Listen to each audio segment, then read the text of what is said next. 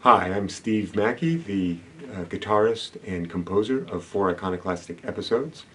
I have the great fortune of performing that work with violinist Anthony Marwood and the chamber orchestra Les Violons du Roi in Quebec City and in Montreal. Looking forward to that greatly. Anthony and I go way back. We performed a work of mine for electric guitar and string quartet called Physical Property in 2003 at the Yellow Barn Music Festival. And that's when he and I first met.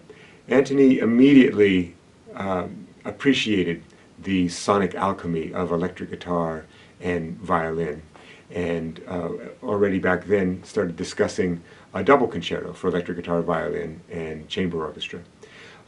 It took 6 years for that work to come into being, and in 2009 we premiered 4 Iconoclastic episodes with the Irish Chamber Orchestra and subsequently with Academy and St. Martin in the Fields, which were co-commissioners, and we've performed the work several times in different venues since then. I can tell you a little bit about the piece. As you can gather from the title, 4 Iconoclastic episodes, it's very explicitly diverse in its influences.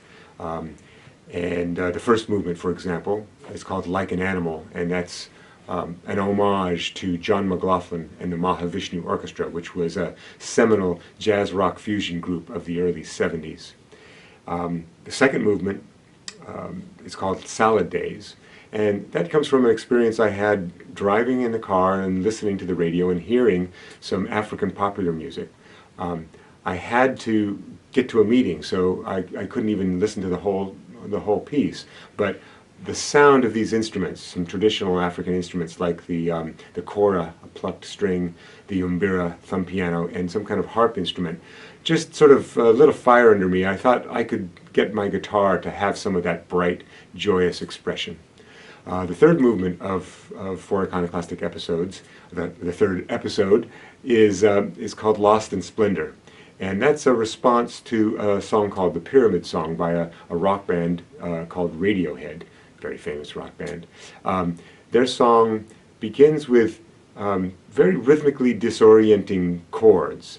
They seem to be in random places, but as the song evolves, we appreciate that without those chords changing, they now fit into a grid simply by because of the surrounding context. So the specifics of my Lost in Splendor are very different, but but like that song, it plays with this idea of seeming rhythmic chaos or randomness, and while leaving that rhythmic pattern unchanged, providing a context that makes it seem quite sensible.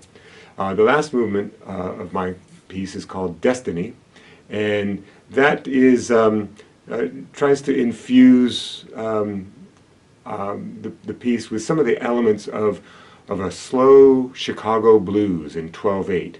And I grew up with blues and rock music as a young musician, guitarist, so that music is really mother's milk to me. Again, the specifics are very different, but something about the rhythmic feel that I think owes to that music, Muddy Waters and Howlin' Wolf. Thank you very much. I hope to meet you at one of the performances.